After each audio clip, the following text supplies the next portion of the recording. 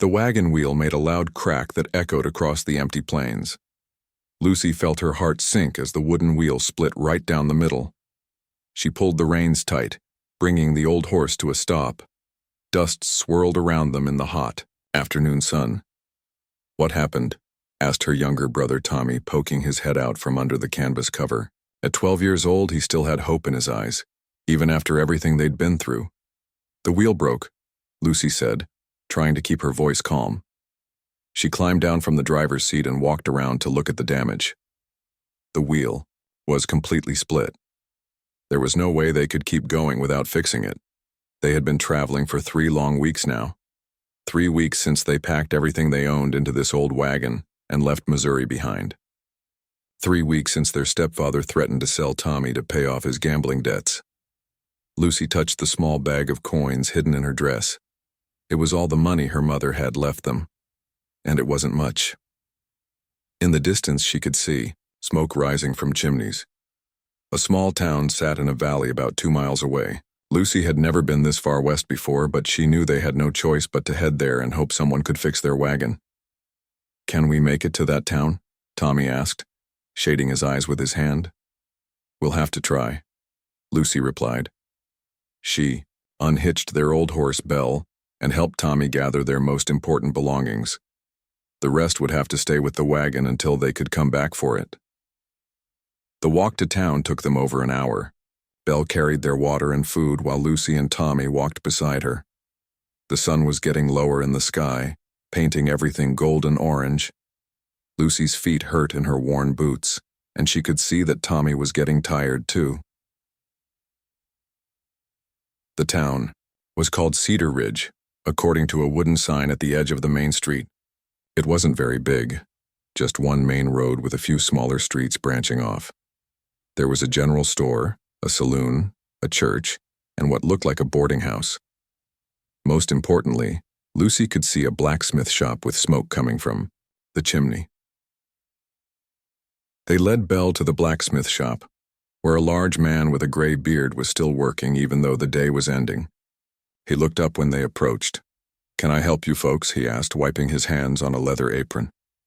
"Our wagon wheel broke about 2 miles out," Lucy explained. "Can you fix it?" The blacksmith, who introduced himself as Bill, nodded. "I can. Fix most anything, but it'll take a day or 2. Wheels need time to dry proper once they're repaired." Lucy's heart sank again. "How much will it cost?" Bill looked at their worn clothes and tired faces. His expression softened. "For a wheel repair, usually $5, but I might be able to work something out if you need help with payment." $5 was almost half of what Lucy had left, but they had no choice. "Thank you," she said. "We'll figure something out." Bill showed them where they could tie up Belle behind his shop. There was a water trough there for horses, and he said they could camp nearby for the night if they needed to. As the sun set, Lucy and Tommy made a small camp with their blankets near the back of the blacksmith shop. They ate some bread and dried meat for dinner, saving most of their food for the next day. Tommy fell asleep quickly, exhausted from the long walk. But Lucy stayed awake, staring up at the stars and worrying about money, about their future, about whether she had made the right choice in leaving Missouri. The next morning, Lucy woke up before sunrise. Tommy was still sleeping soundly. She had slept badly, and her hair felt dirty and full of dust from the road. Looking around, she saw that the water trough was clean and full. The blacksmith had said they could use it for their horse, but surely he wouldn't mind if she washed her hair. Lucy looked around carefully. The main street was empty, and she couldn't see anyone moving around yet. She took her small piece of soap from their belongings and walked quietly to the water trough. The water was cool and clear. She knelt beside the trough and carefully lowered her head to the water. It felt wonderful to rinse the dust and dirt from her long brown hair. For a few minutes she forgot about their troubles and just enjoyed feeling clean again. She hadn't had a proper wash in over a week. The sound of boots on dirt made her freeze. Someone was walking toward the blacksmith shop. Lucy's heart started beating fast. She was kneeling by a horse trough with her hair dripping wet, wearing a dress that had seen better days. What would this person think of her? "Ma'am," said a quiet voice behind her. Lucy spun around quickly, water dripping from her hair onto her dress. A man stood about 10 feet away holding his hat in his hands. He was tall and lean with brown hair and kind eyes. He wore the clothes of a working man, sturdy pants, a simple shirt, and boots that had seen plenty of use. "I'm sorry," Lucy said, quickly, starting to stand up. "I didn't mean to. I was just—" "No need to apologize," the man said gently. He had a soft way of speaking that reminded Lucy of her father, who had died when she was 15. "I didn't mean to startle you." Lucy tried to squeeze the water from her hair with her hands, feeling embarrassed. This stranger had caught her washing her hair in a horse trough like some kind of vagrant. The man looked at her for a moment, and Lucy saw something in his eyes that surprised her. Not judgment or disgust, but kindness, maybe even sadness. "You deserve a bath and a door that locks," he said quietly. Lucy stared at him. In all her 22 years, no one had ever said anything quite like that to her. Her stepfather had always told her she should be grateful for whatever she got. Her mother had tried to protect her, but there had never been much money for luxuries like privacy or comfort.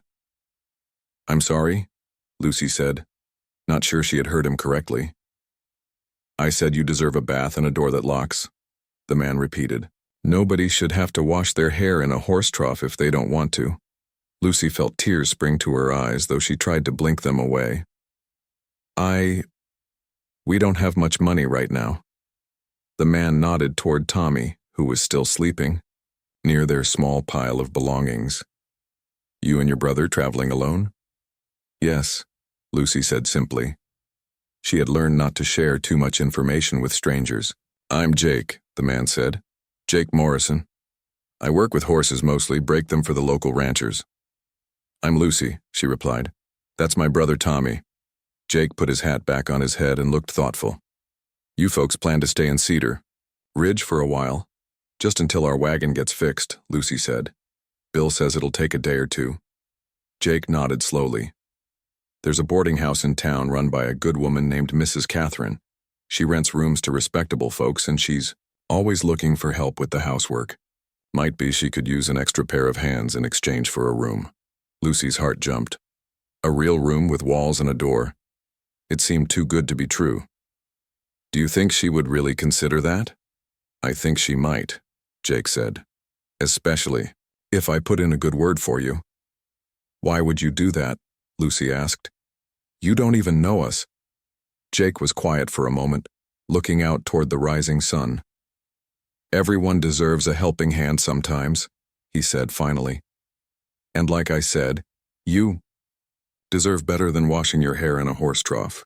Something about the way he said it made Lucy think he understood what it was like to have nothing. Maybe he had been in a difficult situation himself once. "I don't know how we could repay you," Lucy said. "No need to repay anything," Jake replied. "Just take care of yourself and your brother. This town needs good people." Tommy started to stir on his blanket, rubbing his eyes as he woke up. Jake tipped his hat to Lucy. "I'll go talk to Mrs. Catherine now before she gets too busy with her morning routine," he said. "Why don't you and Tommy get your things together, and I'll come back in a little while." Lucy watched him walk away, his boots making soft sounds, on the dirt road. She couldn't understand why a stranger would be so kind to them. In Missouri, most people had looked out only for themselves. "Lucy," Tommy called from his blanket. "Who was that man?" "Someone who might be able to help us," Lucy said, kneeling down beside her brother. "Get up and pack our things. We might have a place to stay while our wagon gets fixed." Tommy's eyes lit up. "A real place? With beds?" "Maybe," Lucy said, not wanting to get his hopes up too much. "We'll see." As they packed their few belongings, Lucy couldn't stop thinking about what Jake had said. She tried to remember the last time someone had told her she deserved something good. Her mother used to say things like that, but she had been gone for 3 years now. Lucy touched her damp hair, which was already starting to dry in the morning sun. For the first time since leaving Missouri, she felt a tiny spark of hope. Maybe things could be different here in Cedar Ridge. Maybe they had finally found a place where they could start over. When Jake returned about 30 minutes later, he was smiling. Mrs. Catherine would like to meet you both, he said. She says, if you're willing to help with cooking and cleaning, she can provide a room and meals for you and Tommy. Lucy felt like crying again, but this time from relief. Thank you, she whispered. Thank you, mister, Tommy added, grinning widely. Jake helped them gather their belongings and led them down the main street toward the boarding house. It was a 2-story building with a wide front porch and clean white curtains in the windows. Flowers grew in boxes under the windows, and everything looked neat and well cared for. Lucy's first day at the boarding house felt like a dream. After weeks of sleeping on the hard ground and eating whatever food they could find, having a real bed and 3 proper meals seemed almost too good to be true. Mrs. Catherine had been kind but clear about what she expected. Lucy would help with cooking breakfast and dinner, clean the guest rooms, and do laundry twice a week. Tommy could help with small jobs like carrying water and feeding the chickens that Mrs. Catherine kept in the backyard. The boarding house had 6 rooms for guests, though only 3 were occupied right now. There was Mr. Peterson, an elderly man who worked at the general store, Miss Helen, a school teacher who had come to Cedar Ridge to start a new school, and Dr. Williams, the town doctor who rented a room here while he looked for a house to buy. All of them were kind to Lucy and Tommy, treating them like they belonged there instead of like charity cases. Miss Helen even offered to help Tommy with his reading in the evenings, since he hadn't been to school much back in Missouri. On their second morning, Lucy was in the kitchen helping Mrs. Catherine prepare breakfast when she heard familiar footsteps on the front porch. Through the window, she saw Jake walking up to the door. "That'll be Jake Morrison," Mrs. Catherine said with a smile. "He stops by most mornings for coffee before he starts work. Good man, that one. Lost his wife about 2 years ago, poor soul. Been keeping to himself mostly since then." Lucy felt her heart give a little jump at the mention of Jake's wife. She hadn't thought about whether he might be married. The news that his wife had died made her feel sad for him, but also explained something about the gentle sadness she had seen in his eyes. Mrs. Catherine opened the door before Jake could knock. "Morning, Jake. Coffee's fresh." "Morning, Mrs. Catherine," Jake replied, taking off his hat as he stepped inside. His eyes found Lucy across the kitchen and he smiled. "How are you folks settling in?" "Very well, thank you," Lucy said, wiping her hands on her apron. "Mrs. Catherine has been so kind to us." "That's good to hear," Jake said. He accepted a cup of coffee from Mrs. Catherine and sat down at the small table in the kitchen. "Bill says your wagon should be ready by tomorrow afternoon." Lucy's stomach dropped a little. Tomorrow afternoon meant they would have to leave Cedar Ridge and continue their journey west. She had been trying not to think about it, but now reality was settling in again. "Where are you folks headed?" Mrs. Catherine asked, setting a plate of biscuits on the table. Lucy hesitated. The truth was, she wasn't really sure. They had been heading west with some vague idea of reaching California, where people said there were opportunities for anyone willing to work hard, but they had no specific destination and no family waiting for them. "California, maybe," she said finally. "We're not really sure yet." Jake looked thoughtful as he sipped his coffee. "Long journey to California. Dangerous too, especially this late in the season. Winter comes early in the mountains." "We'll manage," Lucy said, though she felt less confident than she sounded. "I'm sure you will," Jake said gently. "But you know, Cedar Ridge could use more good people. It's a growing town. Lots of opportunities for folks willing to work."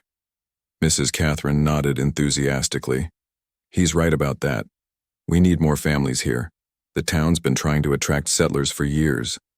Lucy felt a flutter of hope in her chest, but she pushed it down. "We don't have money to buy land or start a business. There are other ways to make a living," Jake said. "Mrs. Catherine's been talking about expanding the boarding house, maybe adding a dining room for folks who aren't staying here. Could use someone good with numbers and organizing to help with that." Mrs. Catherine's eyes lit up. "That's a wonderful idea, Jake. Lucy, you mentioned you helped manage your family's finances back in Missouri. Think you might be interested in something like that?" Lucy stared at them both, hardly daring to believe what she was hearing. "You mean stay here permanently?" "Why not?" Mrs. Catherine said. You and Tommy seem happy here. You're both hard workers, and this town needs people like you. Tommy, who had been quietly eating his breakfast, suddenly perked up. Could we really stay, Lucy? I like it here. Miss Helen said she'd teach me to read better. Lucy felt tears threatening again. It was everything she had hoped for but never dared to ask for. A real home, honest work, safety for Tommy. But it seemed too good to be true. I don't know, she said slowly. We can't impose on Mrs. Catherine forever. You wouldn't be imposing, Mrs. Catherine said firmly. You'd be earning your keep and then some. I've been thinking about that dining room idea for months, but I need help to make it work. Someone to manage the books, plan the menus, organize supplies. You've already shown me you're good at that kind of thing. It was true.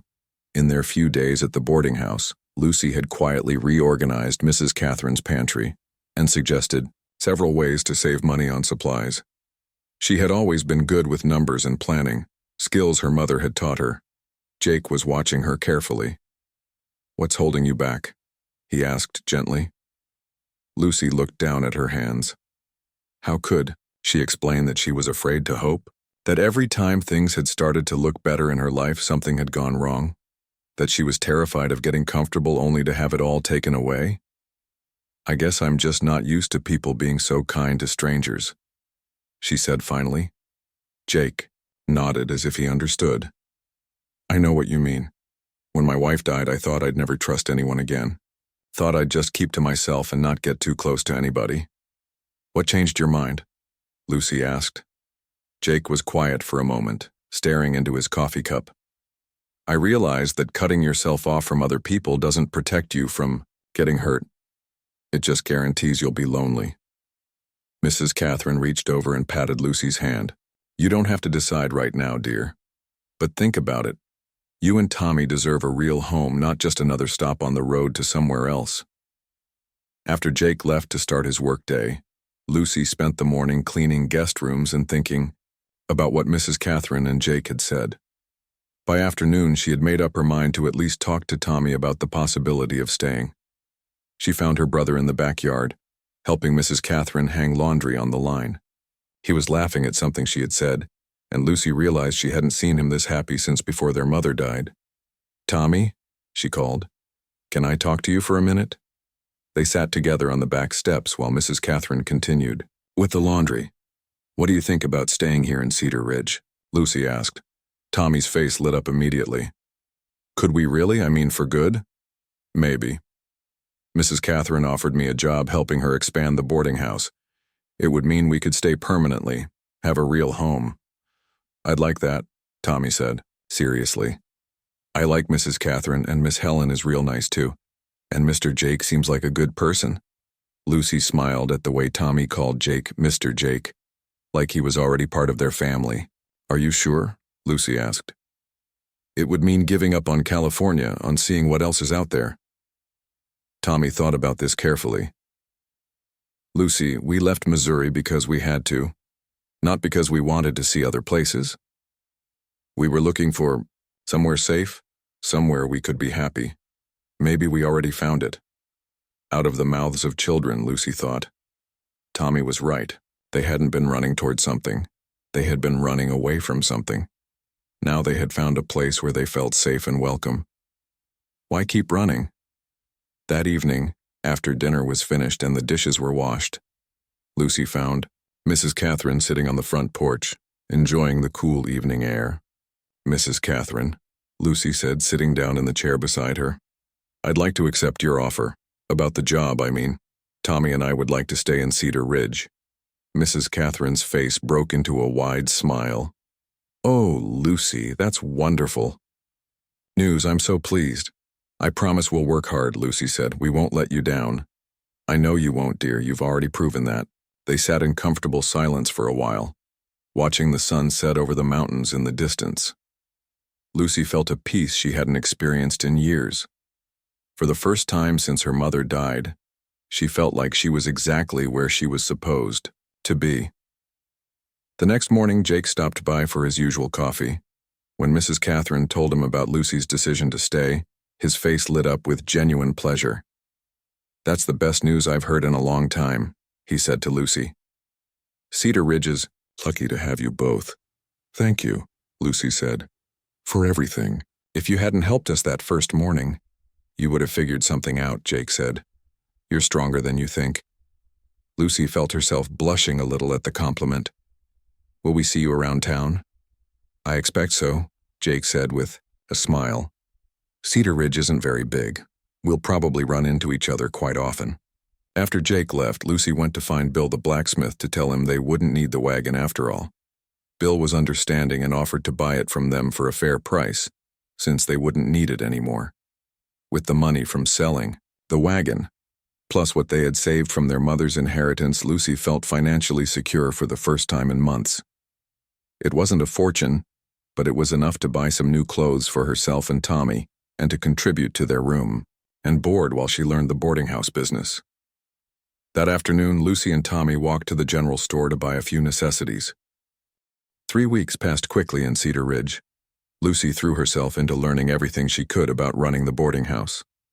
Mrs. Catherine was a patient teacher, showing her how to manage supplies, plan meals for different numbers of guests, and keep track of the finances. Lucy discovered she had a natural talent for organization.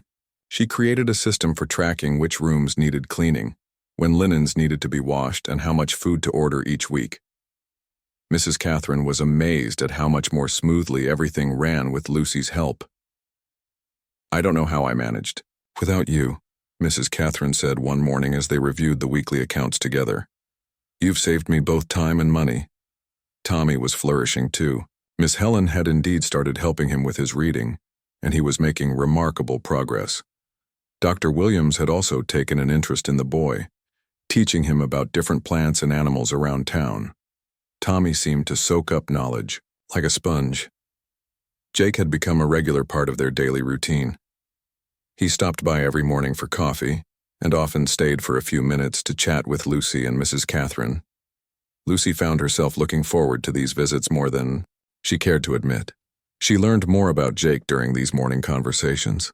His wife had died of fever 2 years ago, leaving him alone on a small ranch outside of town. He made his living breaking horses for local ranchers and farmers, work that kept him busy but often lonely. It's good to have people to talk to in the mornings, Jake said one day. Gets the day started right. Lucy understood what he meant. After months of uncertainty and fear, having a predictable routine with people she cared about felt like a luxury.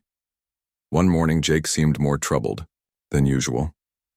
He sat quietly drinking his coffee while Mrs. Catherine bustled around the kitchen and Lucy prepared breakfast for the guests. Everything all right, Jake? Mrs. Catherine asked. Jake sighed. Having some trouble with the ranch accounts. Numbers were never my strong suit, and I'm afraid I've made a mess of the books.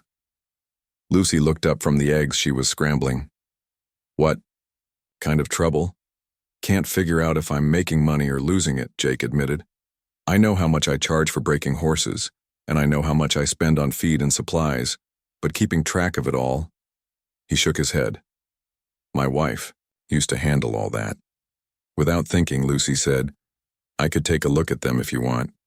I might be able to help you organize things. Jake looked surprised. You'd do that?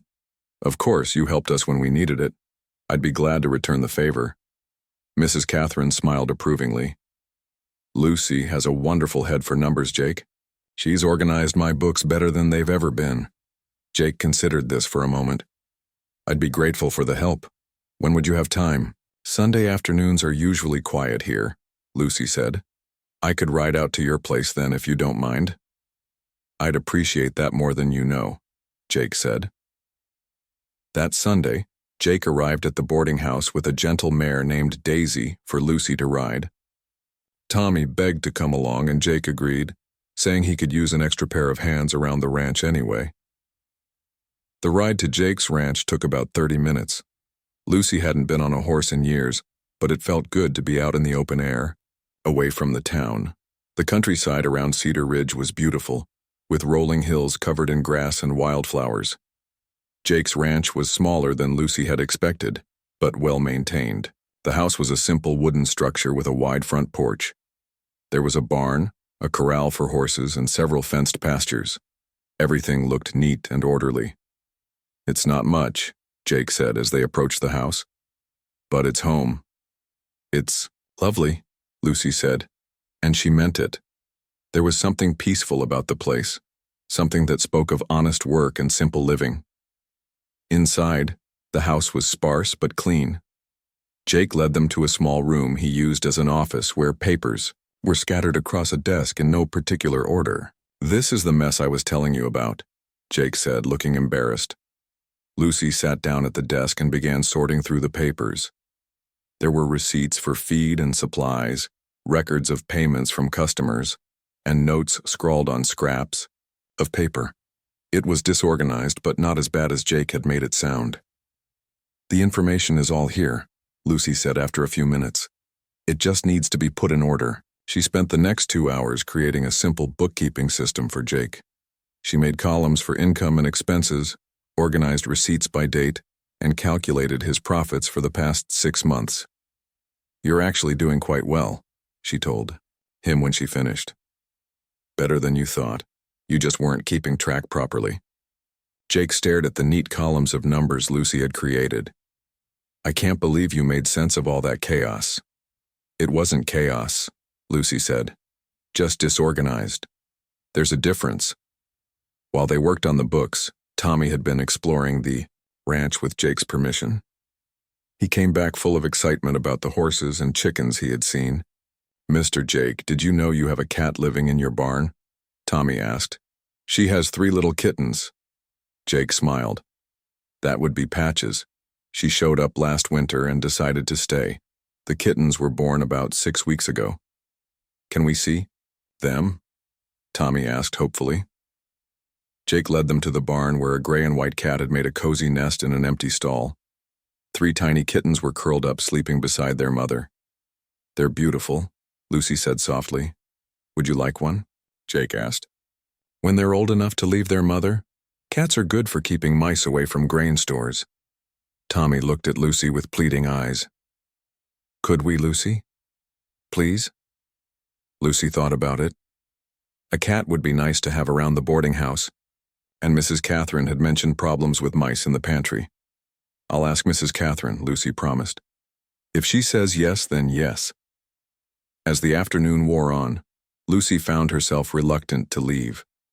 There was something comforting about Jake's ranch, something that made her feel relaxed and peaceful. Jake seemed different here too, more open, more at ease than he was in town. "Thank you for helping with the books," Jake said as they prepared to ride back to town. "I feel like a weight's been lifted off my shoulders." "I enjoyed it," Lucy said, and realized she meant it. "I could come back next Sunday if you'd like, help you keep things organized." "I'd like that very much," Jake said. On the ride back to town, Tommy chattered excitedly about everything he had seen at the ranch. But Lucy was quiet, thinking about the afternoon they had spent there. She had enjoyed working with Jake, had felt useful and appreciated. More than that, she had felt comfortable in a way she hadn't experienced since her mother died. Mrs. Catherine was delighted to hear about the cat, and immediately agreed that a kitten would be welcome at the boarding house. She was also pleased to hear how well Lucy had helped Jake with his accounts. "You're developing quite a reputation in town," Mrs. Catherine said with a smile. "Word's getting around that you're good with numbers and organization. Mrs. Johnson from the restaurant was asking about you just yesterday." "Asking what?" Lucy said, curious. "Whether you might be interested in helping her reorganize her supply ordering. She's been having trouble keeping track of what she needs and when she needs it." Lucy felt a flutter of excitement. If she could help other businesses in town with their bookkeeping, it might provide additional income beyond her work at the boarding house. The next morning, Jake's demeanor during his coffee visit was noticeably lighter. He seemed more relaxed, more talkative than he had been in weeks. "That bookkeeping system you set up is already making a difference," he told Lucy. "I actually understand where my money's going now." "I'm glad it helps," Lucy said, feeling pleased with herself. "You know," Jake said thoughtfully, "there are probably other folks in town who could use help with their books. Running a business isn't easy when you're not good with numbers." Mrs. Catherine nodded enthusiastically. "That's exactly what I was thinking." "Lucy, You could build quite a business helping people organize their finances. The idea appealed to Lucy more than she had expected. She had always been good with numbers, but she had never thought of it as something she could do professionally. Back in Missouri, such work was usually done by men with formal education. Do you really think people would pay for that kind of help? Lucy asked. I know they would, Jake said firmly. Good bookkeeping can make the difference between a business succeeding or failing. You have a real talent for it. Over the next few weeks, word spread quietly through Cedar Ridge about Lucy's skills with numbers and organization. Mrs. Johnson did indeed ask for help with her restaurant's supply ordering, and Lucy was able to create a system that saved her, both time and money. Soon Mr. Peterson from the general store asked if she could help him reorganize his inventory system. Then the owner of the town's small sawmill wanted assistance tracking his lumber sales. Lucy found that she genuinely enjoyed this work. Each business had different challenges, but the basic principles were the same: organization, careful record-keeping, and attention to detail. She had a knack for seeing patterns in numbers and finding ways to make systems more efficient. Jake became her biggest supporter, recommending her services to anyone who would listen. Lucy began to suspect that he took pride in her success, almost, as if he had discovered her talents himself. Their Sunday afternoon sessions at his ranch became a regular routine. October brought cooler weather and beautiful fall colors to Cedar Ridge. Lucy had been living at the boarding house for nearly 2 months now, and she felt more settled than she had in years. Her bookkeeping business was growing steadily, and she had saved enough money to buy herself and Tommy some warmer clothes for the coming winter. Jake had indeed become a regular dinner guest at the boarding house. Mrs. Catherine seemed delighted to have another person at her table, and Tommy had grown quite attached to the quiet cowboy who always listened to his stories and answered his endless questions about horses and ranch life. Lucy found herself looking forward to these Sunday dinners more than she cared to admit. Jake had a way of making her laugh with his dry sense of humor, and she enjoyed their conversations about books, current events, and their plans for the future. One evening in mid-October, as they sat on the boarding house porch after dinner, Jake surprised her with a question. Lucy, do you ever think about what you want to do long-term? I mean, beyond the bookkeeping business? Lucy looked out at the quiet street where lanterns were beginning to flicker on in windows. I suppose I haven't thought much beyond making sure Tommy and I are secure. Why do you ask? I've been thinking about expanding the ranch, Jake said, slowly. Maybe raising cattle instead of just breaking horses, but it would be a big undertaking and I'd need help with the business side of things. Lucy felt her heart skip a little. What kind of help? Someone who understands numbers and planning. Someone I trust. Jake looked at her directly. I was wondering if you might be interested in becoming a partner in the business. Lucy stared at him, hardly believing what she was hearing. A partner? Equal. Partners, Jake said. You'd bring your business skills, I'd bring the land and livestock knowledge, we'd build something together. Lucy felt overwhelmed by the offer. It was more than she had ever dared to dream. A real business partnership, a chance to build something lasting. I don't know what to say, she managed. You don't have to answer now, Jake said gently. Just think about it. We work well, together, and I think we could build something really good. Before Lucy could respond, the sound of horses approaching interrupted their conversation. 3 men on horseback were riding slowly down the main street, looking at the buildings as if searching for something. Lucy felt a chill of unease as she watched them. There was something about the way they moved, the way they studied everything so carefully that reminded her of men her stepfather used to associate with back in Missouri. Do you know them? Jake asked, noticing her tension. No, Lucy said, but she couldn't shake the feeling that trouble had just arrived in Cedar Ridge. The next morning, Lucy's fears were confirmed. She was in the kitchen helping Mrs. Catherine prepare breakfast when a loud knock came at the front door. Through the window, Lucy could see one of the men from the night before standing on the porch. Mrs. Catherine went to answer the door, and Lucy heard a deep voice ask, "Is there a young woman named Lucy staying here?" Lucy and her brother? Lucy's blood ran cold. She recognized that voice, though she hadn't heard it in months. It was her stepfather, Richard. Mrs. Catherine returned to the kitchen with a puzzled expression. "Lucy, there's a man here asking for you. Says he's your stepfather." Lucy felt like she couldn't breathe. This was what she had been running from, what she had hoped would never find them. But somehow Richard had tracked them down. "What should I tell him?" Mrs. Catherine asked, clearly sensing that something was wrong. I have to see him," Lucy said, though every instinct told her to run. "But could you ask Tommy to stay upstairs? I don't want him involved in this." Mrs. Catherine nodded and went to send Tommy to his room. Then she walked with Lucy to the front door where Richard stood waiting. Lucy barely recognized her stepfather. He looked older, thinner, and his clothes were finer than anything he had worn back in Missouri. The two men with him looked like hired help, the kind of men who got paid to intimidate people. "Well, well," Richard said with a cold smile. "If it isn't my dear stepdaughter, you've led us quite a chase, Lucy." "What do you want, Richard?" Lucy asked, trying to keep her voice steady. "What I want is for you to come home and face the consequences of what you did," Richard said. "You stole money from me, Lucy. A considerable amount of money."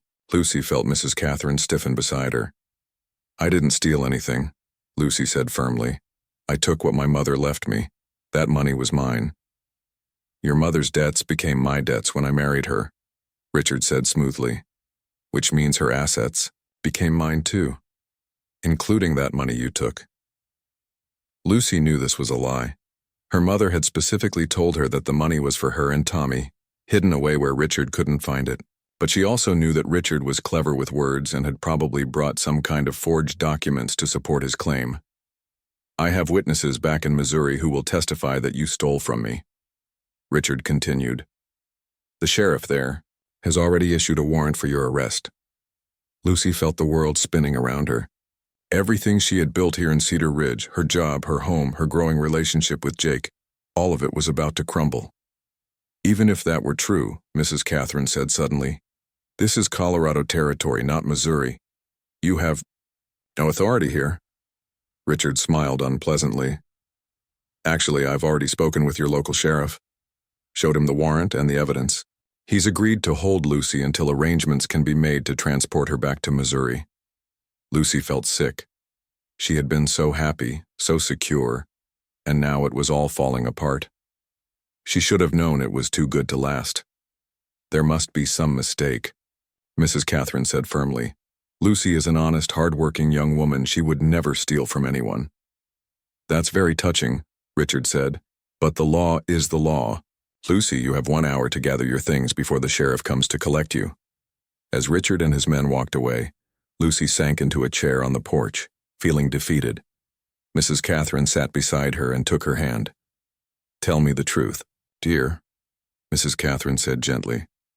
"Did you take money from him?" "I took what my mother left for me and Tommy," Lucy said quietly. "She saved it in secret for years, told me it was for our future. When Richard started talking about selling Tommy to pay his gambling debts, I knew we had to leave." Mrs. Catherine squeezed her hand. "Then you did nothing wrong. We'll fight this." "How?" Lucy asked hopelessly. "He has documents, witnesses. Even if they're fake, how can I prove it?" Before Mrs. Catherine could answer, Jake appeared on the porch. He had heard about Richard's visit from someone in town and had come immediately. "Lucy, what's happening?"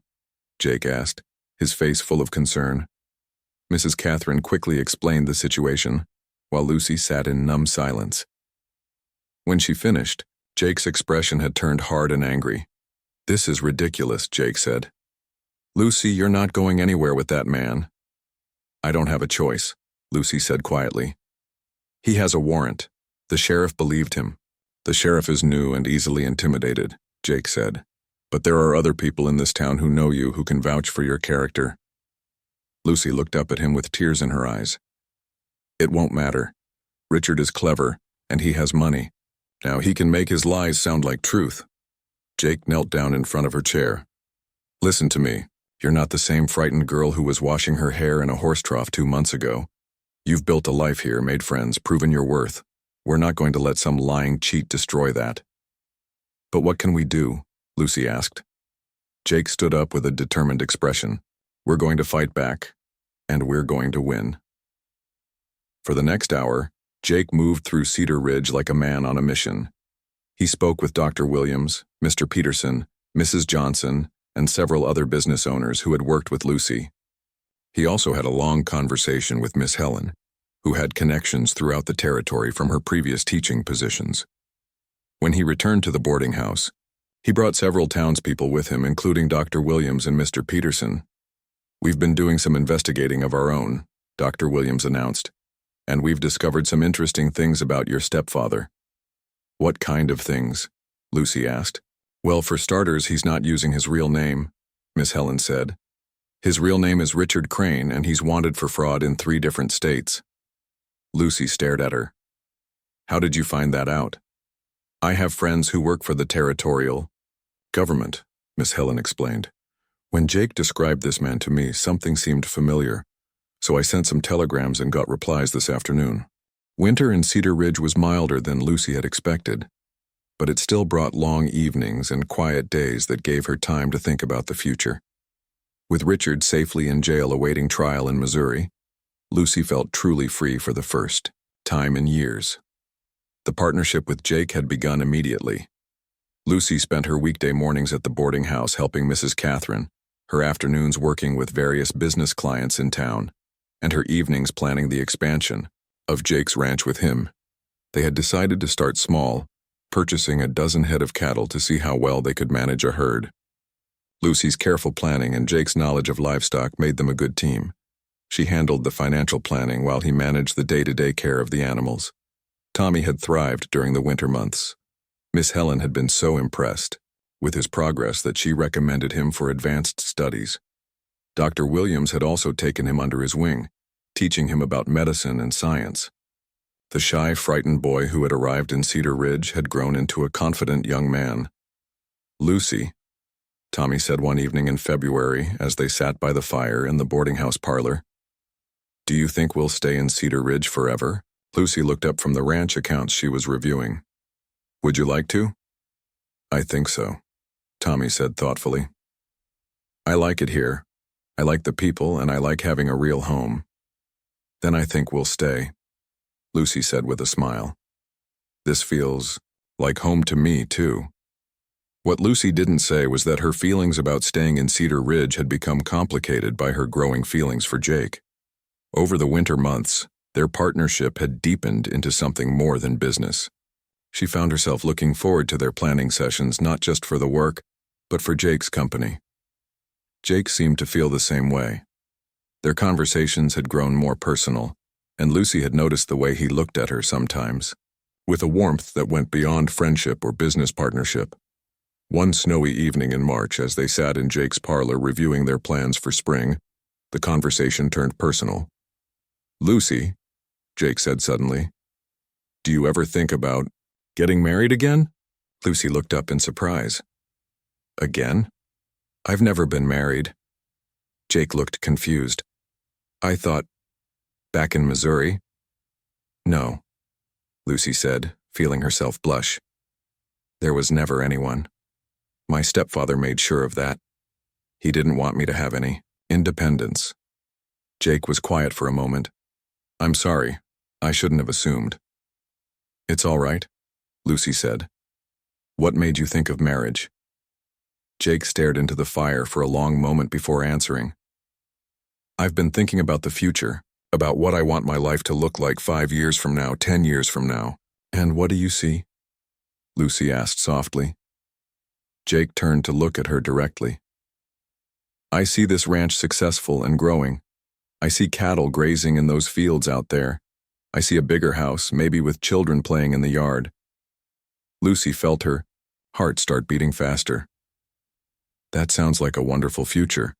It does, Jake agreed. But it's not complete without the right person to share it with. They looked at each other across the small room, and Lucy felt something shift between them. The air seemed charged with possibility. Jake, Lucy said quietly, are you saying what I think you're saying? Jake stood up and walked over to her chair. He knelt down beside it, taking her hands in his.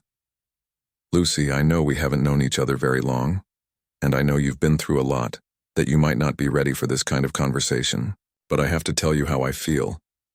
Lucy's heart was pounding now. "Tell me." "I love you," Jake said simply. "I love your strength, your kindness, your intelligence. I love the way you've built a new life for yourself and Tommy. I love working with you, talking with you, just being near you." Lucy felt tears spring to her eyes, but they were tears of joy. "Jake, I'm not asking for an answer right now," Jake continued. "I just wanted you to know. And if someday you think you might feel the same way, if you think you might want to build that future together, well, I'd be the happiest man alive." Lucy looked into his sincere, hopeful face and realized that she already knew her answer. "You don't have to wait for someday," she said softly. "I love you too." Jake's face lit up with amazement and joy.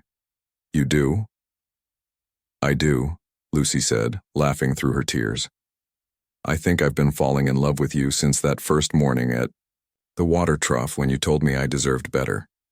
Jake stood up and gently pulled Lucy to her feet. For a moment they just stood there looking at each other. Then Jake cupped her face in his hands and kissed her softly. It was Lucy's first real kiss, and it was everything she had imagined it could be. Gentle, warm, and full of promise for the future. When they finally broke apart, Jake rested his forehead against hers. "Will you marry me, Lucy?" "Yes," Lucy whispered. "Yes, I will." They decided to wait until spring to have the wedding, giving them time to plan and allowing Lucy to finish some business commitments in town. The news of their engagement spread quickly through Cedar Ridge, and everyone seemed genuinely happy for them. Mrs. Catherine was particularly delighted. "I knew from the first day that you two were meant for each other," she said. "Jake has been a different person since you came to town. Happier, more hopeful." "What will happen to the boarding house?" Lucy asked. "I don't want to leave you without help." "Oh, don't worry about that," Mrs. Catherine said with a smile. "Miss Helen has already offered to take over your duties here. She's looking for a more permanent situation anyway." Tommy was excited about the marriage and the prospect of living on the ranch. "Will I have my own horse?" he asked eagerly.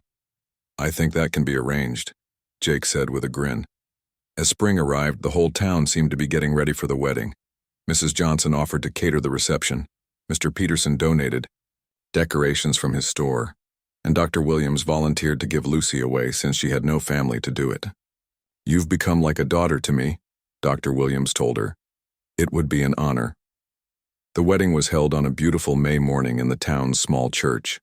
Lucy wore a simple blue dress that Mrs. Catherine had helped her make, with wildflowers in her hair that Tommy had picked for her.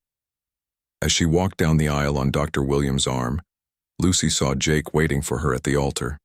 He looked handsome in his best suit, and his face glowed with happiness when he saw her. The ceremony was simple but heartfelt. When the pastor asked Jake if he would love and cherish Lucy for the rest of his life, his "I will" was so firm and sure that it brought tears to several eyes in the congregation. When it was Lucy's turn to make her vows, she looked directly into Jake's eyes and spoke from her heart. "Jake, you found me when I was lost and showed me that I deserved love and kindness. You've given me a home, a purpose, and most importantly, you've given me hope for the future. I promise to love you, work beside you, and build a beautiful life, with you for as long as I live." When the pastor pronounced them husband and wife, Jake kissed Lucy gently while the whole church erupted in applause. The reception was held in the boarding house dining room, which had been decorated with flowers and ribbons. The whole town seemed to be there, celebrating with the couple who had brought so much positive change to Cedar Ridge. During the dancing, Lucy found herself talking with Miss Helen, who would be taking over Lucy's duties at the boarding house. "Are you nervous about married life?" Miss Helen asked. Lucy thought about the question seriously. "No," she said finally. "I feel like my whole life has been leading to this moment. Jake and I work so well together, and we want the same things. I think we're going to be very happy." "I think so too," Miss Helen agreed. "You've both been alone for too long. It's wonderful to see you find each other. Later that evening, as the celebration was winding down, Lucy stepped outside onto the boarding house porch for a moment of quiet. Jake found her there, looking up at the stars.